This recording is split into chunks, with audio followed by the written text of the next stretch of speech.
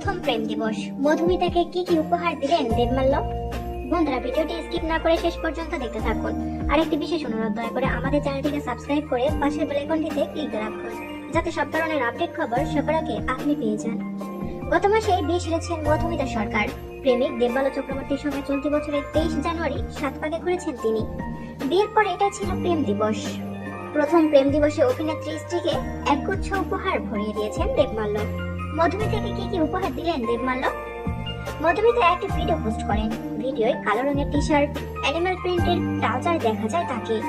মুখে মেকআপের লেশ মাত্র ছিল না, কপালে শুধুমাত্র সিঁদুর ছিল। মুখে লেগেছিল মিষ্টি হাসি। তিনি স্বামীর দেওয়া সব উপহারের সঙ্গে ছবিও তুলেছেন সুন্দর করে।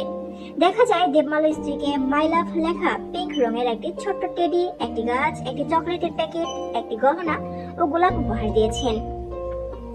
নায়িকা এইসব উপহার নিয়ে একটি ভিডিও প্রকাশ্যে আনেন, সেটার সঙ্গে একটি মজার মিউজিকও দেন।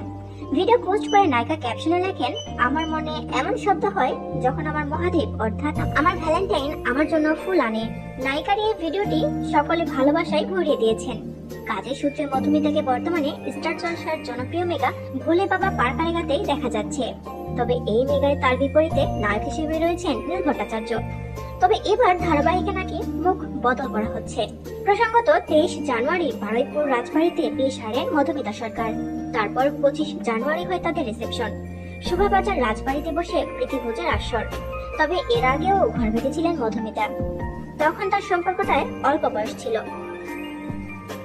প্রিয় বন্ধুরা, মধুমিতা দেবমাল্যকে আপনাদের কেমন লাগে অবশ্যই কমেন্টস করে আমাদের জানিয়ে দিন। আর পরবর্তী আপডেট নিউজ সবার আগে পেতে হলে আমাদের চ্যানেলটি সাবস্ক্রাইব করে পাশের বেল আইকনটি অন রাখুন।